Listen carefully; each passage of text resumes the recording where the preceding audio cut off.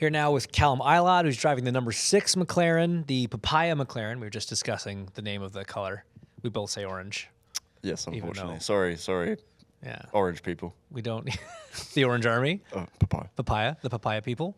Welcome, buddy. Thank you. Third crack at it. Third crack, here yeah. at the Speedway. I feel like a lot was made coming into the month about you coming to the Speedway in a new team and one that, in theory, based on the results of the last 2 years, have a stronger package at the Speedway. Was it cut and dried when you jumped in where you were like, oh my God, yes, this is a very different and much better car? Or was it a lot more, or the difference is a lot more subtle than that? It's subtle, but I could feel the differences. And like anything, you don't know what you get till you arrive. So we did have to put quite a bit of work in to get the most out of it. It's never straightforward, as you can imagine here. And yeah, every session's been better and better. So yes and no. It feels great, but it's not like you just turn up and run. You have got to make it to yourself. You have things that maybe don't work as well as others, which you have to figure out and adapt to, and it's all part of the Speedway. So for the 500 specifically, because I know you've done races for them, already earlier in the year, but what's been either the biggest or kind of most challenging difference or thing to get used to in this team versus when you were running for JHR? That's a good question. There's a lot of people in our McLaren, which is not a problem at all. It's a benefit, but first challenge actually was learning everyone's name. I'm still going. I'm sure you're still not there. Yeah, and I probably won't be by the time I'm out here on Tuesday. But no, as an environment, there's not really been any challenges. I've found it easier because I have people to lean on and learn from, and lots of different opinions in different ways.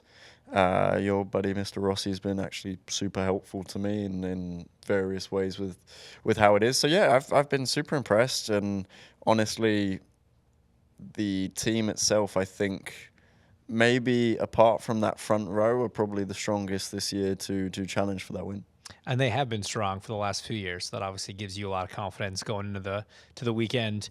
You mentioned out of here on Tuesday, this will be your last appearance for the team this year, by my understanding. Kind of mixed feelings, bittersweet. Do you wish you're coming back for more? Well, firstly, I was reminded of this. Everyone's talking about this Larson guy doing the double. I've got Le Mans as well. And where's my double story? Well, it's not on the same day, is it? Yeah, but is it bigger than this Coke 600? Yes, race? Globally, I would say it is. But I mean, that seems like a double to me.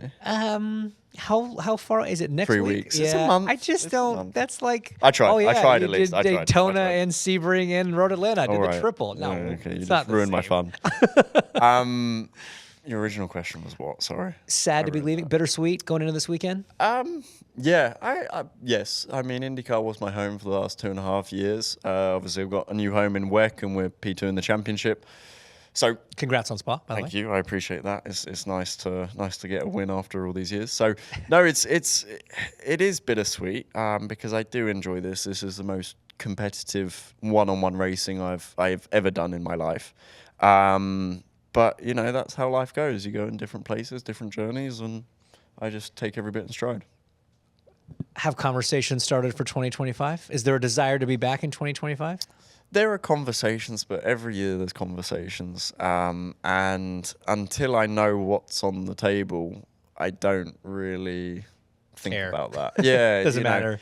I've learned over these last years that conversations and what is on the table are two very different things. Right. And maybe that's the American style over here, but in Europe it was a little bit different. So, no, look, I'm not focused on that. And what's nice for me about doing the Indy 500 this year is I did not expect to be doing it. Right. So, every race I do out here is a bonus, and I'm loving it. I'm kind of in the best mindset I've been since I've probably moved out here. You look like you're enjoying yourself. I am. It's a great team environment. I've got a great team environment back in Europe, and yeah, I just it's great to be winning stuff. It's great to be traveling so much and racing at the top of everything I can do. There you go. Well, hey, 30 500 coming up on Sunday. Callum, best of luck. Thank you very much.